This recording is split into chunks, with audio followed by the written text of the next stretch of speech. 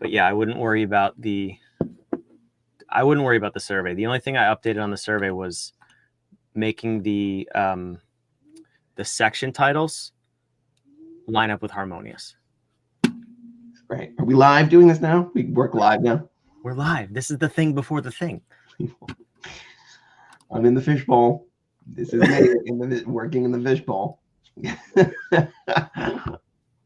Fun fact, because we're pros here. We have too many podcasts. I left the banner up from our other podcast. So this is why we practice this, right? This is why we do this. This is why you show up. It's the Ether, the show where we're just ridiculous for 30 minutes and you listen. Good for you. Maybe we grow your business. Hopefully we do, but you never know. I'm sure it's happening. That's what people pay us for. Yeah, you get what you pay for. Yeah, this is just the free stuff. Imagine what you get when you pay for it. This is what happens if you've ever seen that. Said, how do those two idiots get it done? Oh, I'd pay anything to be a fly on the wall. Turns out you don't have to pay anything. Yeah, you just listen to this. What's it to be a fly anyway? They regurgitate acid and melt their food and suck it up through a straw mouth. It's disgusting. And nobody's listening. Welcome back to another episode of The Ether, where we disrupt your thinking, challenge the status quo, and illuminate the path to easier business success. I'm your host, Brandon Gano, joined by my co-host, Sean Delaney, the creator, founder, and mastermind behind What If, where we exist to demonstrate the acceleration, ease, and joy that comes from running a truly harmonious business. Let's dive in to another episode and grow your business. Heyo, we're back with the Ether. Nobody's listening because Sean's talking about flies puking on their food to dissolve it. Anyway, that's weird story for a different day. That's not what we're talking about today. We're talking about time freedom, which ironically is what all small business owners set out to do when they start their business, whether they want employees or not. They think, oh, I want to get away from my boss and the 9 to 5 and break free. And then they realize the sudden harsh truth that instead of 9 to 5, now they work 5 to 9 or worse. Certainly for anybody transitioning from corporate America to this, but this is to being an entrepreneur, they think, oh, finally, I can do it my way. Because so much of that way was wrong and stupid, and I make all the right decisions, not realizing that anything that they were lacking was being made up by the corporate circus around them. So because it does serve that utility for anybody in corporate America, there is a support that's happening by the collective work of those dimwits around you that is lifting up your efforts. And once you don't have that, as chaotic as it was, now you find the business that you're trying to put together lacking. And so you work extra hard. And then all those hours you thought you were going to have, by you being the one that makes all the decisions, one, you underestimated the decision fatigue, the amount that would wear on you, having to be the one that makes all the decisions. And finding that now with building a new separate business outside of What If, and the questions that come to me. How many parking spaces should there be? Like, I don't know. You tell me how many parking spaces there should be. Well, do you want 100 or 150? How many do I need? Well, I guess we don't really know. Aren't you people the engineers? I'm deciding number of parking spaces? Okay, how about 50? Well, no, by law, we're going to need 100. Okay, how about 150? Well, we don't think you need that many. Why didn't you just tell me 125 when you walked in the room? What, is this a game? Are we batting me about like a mouse, like a cat with a mouse? I'm just a toy to you. This is what you do with my time to justify that we needed this meeting. I don't know. I'm tired of making all those decisions. This is why, and this is exactly why businesses have started to cut back on things like company gyms, because I don't want to be picking out, which treadmills should we get? You know what? Let everyone be fat. I know we said we were building this company with our employees in mind. We were going to have a support program for them and a gymnasium downstairs. I can't pick out the carpet. If someone can't build this gym, then we're not going to have it. I'm kidding. Only half kidding. Well, maybe 25% kidding. But the decision fatigue starts weighing on people. I remember somebody who exited corporate America at the same time I did to start their own things. And he said to me over lunch one day, commiserating about the new life that each of us had chosen to embark on. He said, it was scary that first time I realized I'm the adult in the room. Like, everyone's looking at me. There is no senior, higher up parachute in the event. He said, well, look, no one's going to let me make that many mistakes. HR will review it. My boss is going to review it. Finance is going to tell me if the budget numbers are correct. No. You're all those things. You're the adult in the room. What do we do? Everyone's standing there looking at you. And so that level of decision fatigue weighs on them, and they're working harder and harder at stuff that should feel easier. And they go, why did I ever start this thing? Where'd all my time go? Yeah, it's the unfortunate reality, but we got ourselves there. So as a matter of fact, I had this conversation with somebody the other day about a program we have set up. We'll tell you at the end about how we can achieve freedom for you in as little as 90 days. So we were talking about this, and one of the things that he said to me as kind of a pushback was, well, how am I supposed to have freedom because my employees ask me questions all the time? And I was like, okay, we need to take a few steps back. First of all, like what define these questions? Like, what are they asking questions about? So this was a accounting firm. I won't go any further than that, but it was an accounting firm. And he said, well, it's like tax questions and bookkeeping questions. And I said, do they know the answers, or is this knowledge exclusive to you? He said, in some cases it's exclusive, but in other cases, no, they either could find the answers or they know them because they're professionals in what they do. And I said, okay, well then as part of that 90-day sprint to get you your freedom, if you're saying one of the biggest things that is a bottleneck for you is answering questions from your employees, then we'll just create basically a custom FAQ book for your business, among other things. But I said, every time you get asked a question, write down the answer and give it to your employees so that they then have access to it. But and that like blew his mind away. He couldn't even conceive of how brilliant that was. And I was like, that's the equivalent of just like writing down what you said. That's so easy, but we don't realize actually how simple it could be to get our freedom. We're overwhelmed by, like you said, the decision fatigue and the constant being attacked, if you will, from multiple different angles, from customers, employees, vendors, and managing the day-to-day operations of the business. We can never zoom out. Well, there's a couple of, there's a couple of areas where this shows up for our clients. Some come to us and say, I'm overworked. It's killing me. I built a thing that clearly runs on eating my time. And we say, okay, very simple. This is what you need to do over the next 90 days, and this problem's going forever. And they say, are you kidding? I'm too busy to do that. What? It's my favorite answer. I'm too busy to do the things I need to do, not be so busy. Well, then I get welcome to hell, I guess, is that's the equivalent of saying, I'm overweight. I'm going to go to the gym, and I go to my physical trainer, and they say, okay, you gotta be on this machine for 20 minutes. And I said, I can't work out. I'm too fat. Well, are you saying that I can't eat right? I'm too addicted to eating all the wrong foods. You're telling me that you can't get the thing on the other side of the thing you have to do because you're unwilling to do the thing in order to even get to it.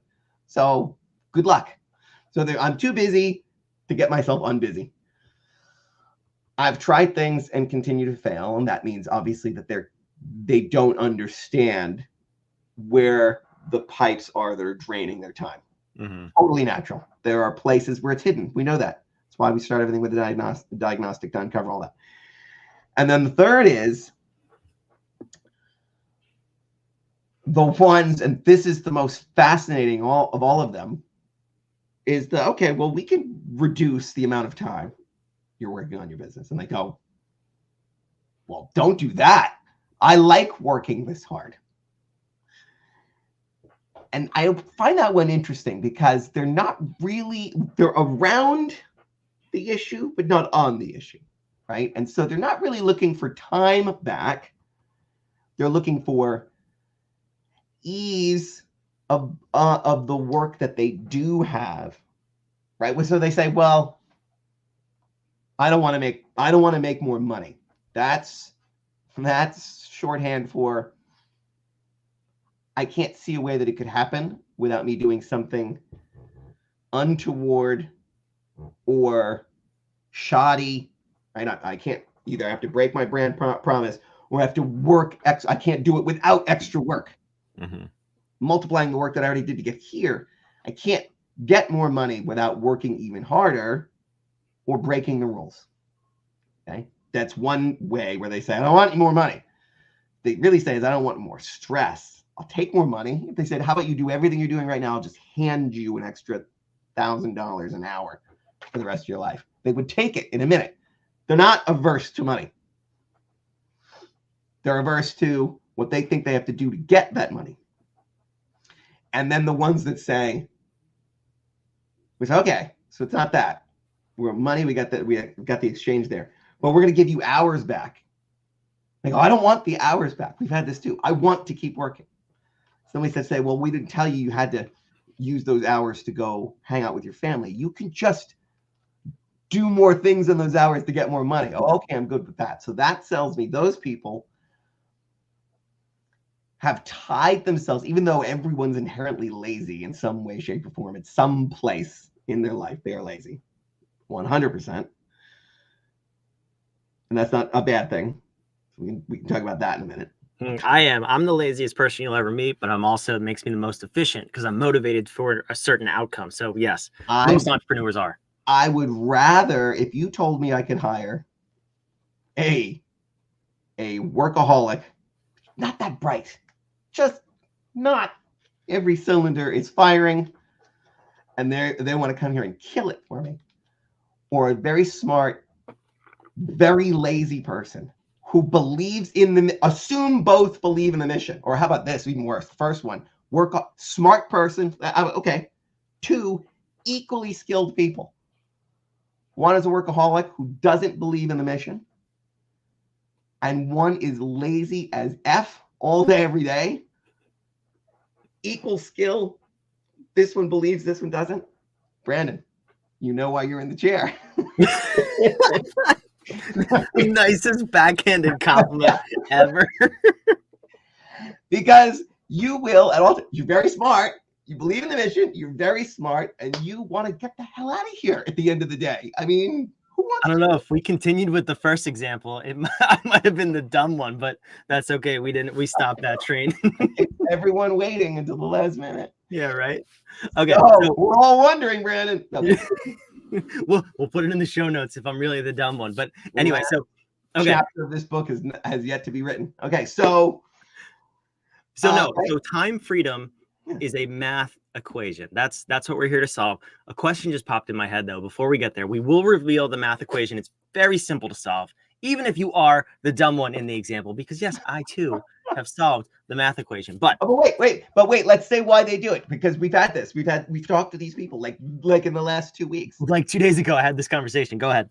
So it's they're not lazy, but they put so much stock in the role of, right? It's too easy. My son gave me this insight one day when he was saying we saw hunters, and he was like, "Why would you hunt?" And we were like, "Well, because it wasn't obvious to him that there were ancillary things that these people were solving for in their lives." He was just like, if the thing is to shoot a deer, like they come right up to our back porch. He goes, why wouldn't they just shoot them there? Like, why are you getting up to go shoot? I mean, inherently lazy and smart. Like, why wouldn't I just kill with this one? I said, it's not as valuable to them because it's not as arduous. They put too much stock in the fact that I've got to go and persist. And over 3 days, I was in a cave with mud on my face until I sprung out with my bare hands. I took this deer down, brought it home. Isn't that valuable?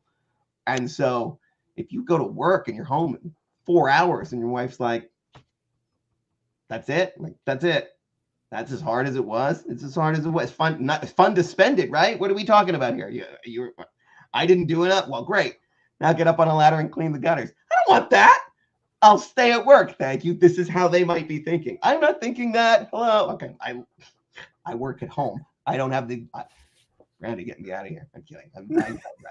I've heard what your wife says about how late you work, so there's no secrets here. Hi, Marcella.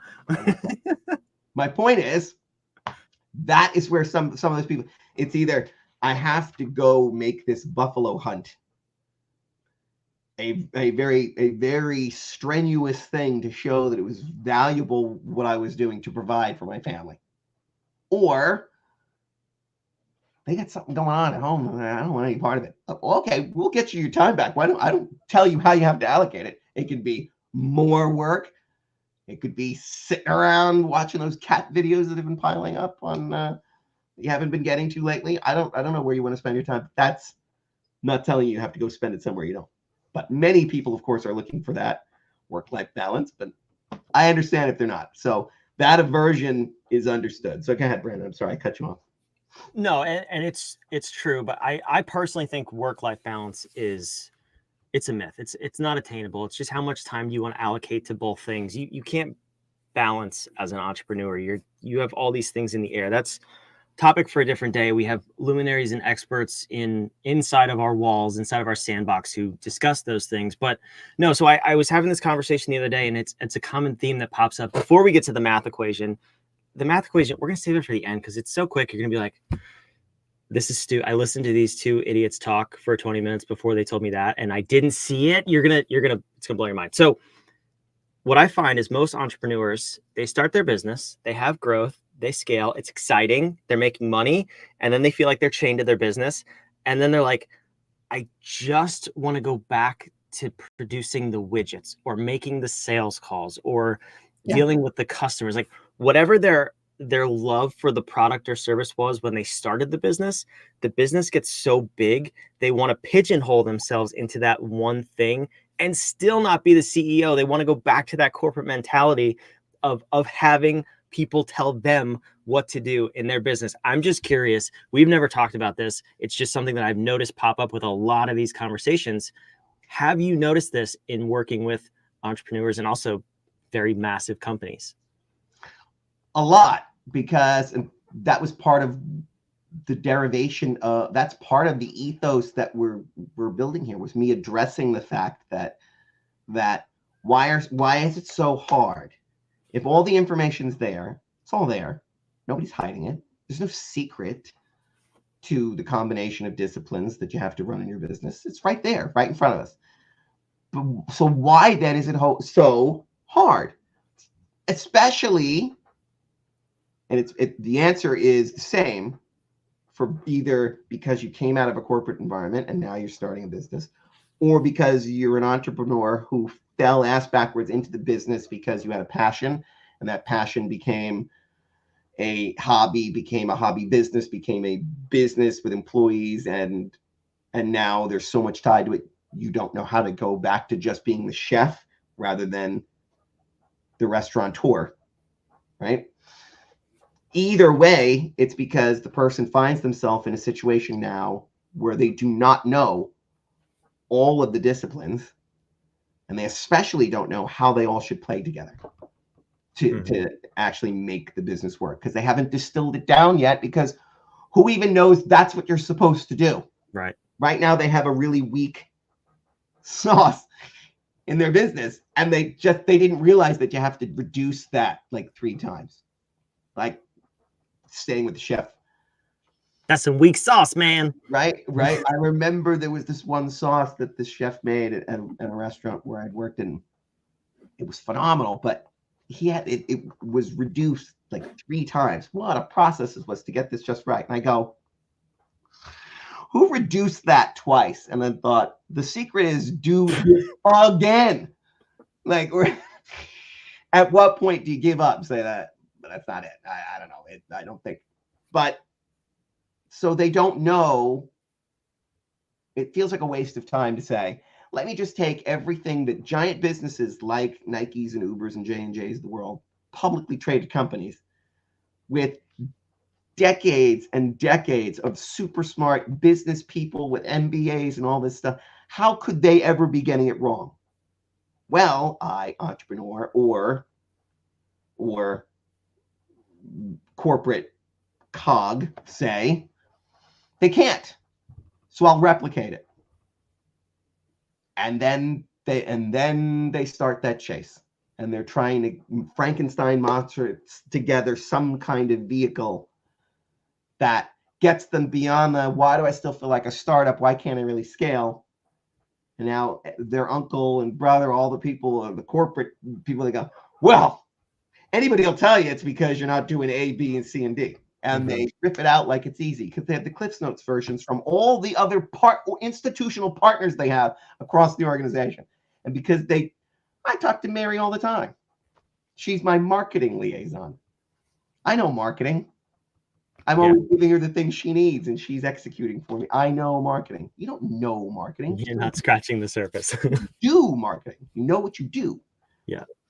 I said this in a talk this weekend and from church ministry about the things we do defining us more than what we say. Of course, actions speak louder than words, but that nature acts with absolute faith in itself and the roles of everything around it. But it knows exactly what it is. A bear is never not. A bear knows more about being a bear than you and I ever will. We could study a bear our entire lives and think lots of very smart things about being a bear. But a bear knows with absolute certainty what a bear is, because a bear always does what a bear does. In fact, a bear is never not a bear. It's always a bear. It's 2024. Don't assume those things, first of all. No, but it is. It doesn't matter if you put lipstick on it and throw it in a pool. It's still a bear. It might be a polar bear. Okay, before we get canceled for this is my fault. Before we get canceled for talking about bears that identify as cats and dogs. You said that. I'm saying that I implied it too. Right? What you do is what you know, right? So, but that's the important part to highlight is when you come from corporate, there's this interesting shift that happens. Corporate or a small business, whatever. If you have a job, if you're a W-2 employee, and you come from that mindset to then running a business, and you wake up with 25 employees, and your annual salary as a W-2 employee is now half of what you have to pay your employees every 2 weeks. I mean, that'll slap you in the face, and that will shock your mindset away from freedom into scarcity if you let it. If you don't have an architecture to lean on, if you don't have a set of tools that you can use and apply to any scenario in your business, it really feels like a duct tape business, or you're throwing spaghetti at the wall sometimes. And a lot of businesses are in that position, but that's why the owners gravitate more to, specializing in a particular role or function rather than being that CEO, because they don't really know what they're managing. So why don't we touch on this formula real quick? We have like 4 minutes left of this episode, and then we'll tell you about how you can solve for this in as little as 90 days, potentially for free. So check this out. Here's the formula, Sean. This is what we talked about. This is how, if you ever wanted to be a fly on the wall, this is how we waste our time on phone calls with each other. It's a math equation. It's M times T equals F. So let's break this down. If you ever took algebra, you should be able to follow along. If you took calculus, please don't disprove my formula, but just understand we're talking in generalities here. So M is money. M times T for time equals F, freedom. So money times time equals freedom. When a lot of people approach us, they kind of get it backwards, and they say, I just need more money, so I have more freedom, or I just need more time, so I have more freedom. So Sean, let's rip this bad boy apart and show why you can't have one without the other and achieve freedom. You really need both. Wasn't there more to this equation though? I don't want to. There was. We added an exponent and parentheses to it, and it was very complicated. Okay, no, it is, because I don't want anyone to think, well, that's it. That's the start of it. So let's start putting this apart here. We'll go to the next one, because I think the exponents is what make it. Yeah. So we'll go ahead. Why don't you start with the conversation you just had where they couldn't see it? I mean, I like to go to the place where we talk about time being the ultimate currency, because successful businesses struggling entrepreneurs spend an inordinate amount of time trying to save money because of that scarcity mentality that we talked about. And they know things like I should be really efficient. And I'll do it myself. I'll just do it myself. Nobody I hire right now, I can't seem to delegate or manage anybody. And some of these people are vendors. It's a lot harder than I thought when I was there. Now that I'm here, this is tough. I'll do it myself.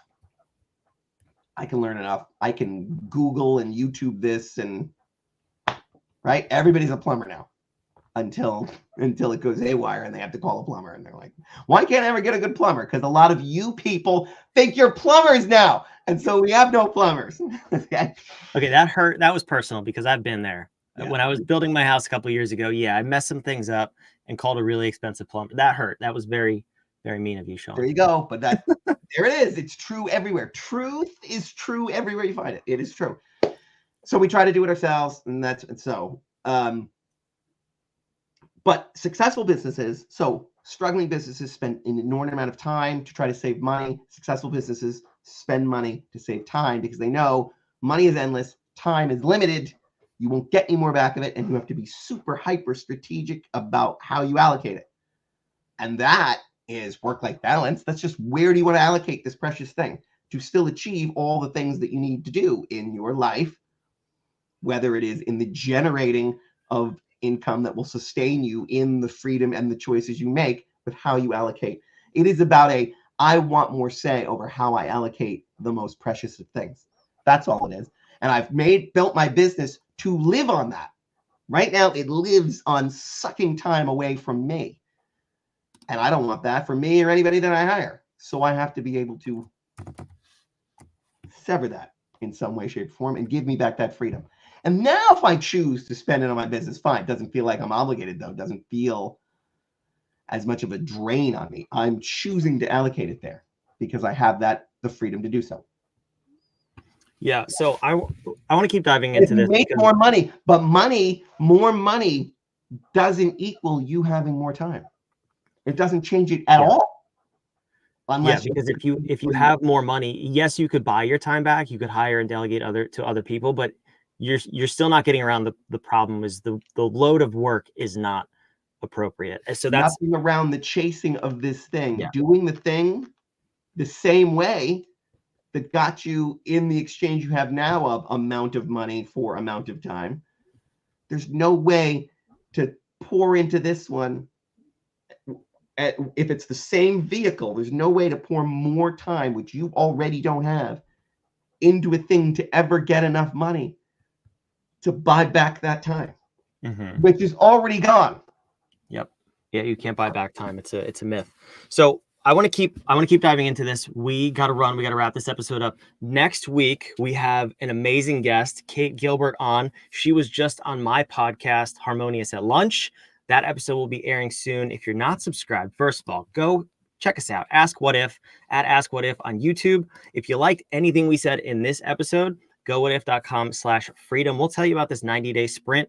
If we don't get the results we promise, which is you working 50% less in your business after 90 days, it is free of charge. Absolutely no charge. You keep everything we give for you, everything we do for you, and you walk away with all that knowledge for absolutely free. We're 100% successful with this, though, so I'm quite confident we can get you results by working less. Now, to wrap up the equation, though, and just put a bow on this episode, in 2 weeks, we will dive deeper on this, but start thinking about the equation that we just talked about a little bit and everything we said before that about bears identifying as dogs.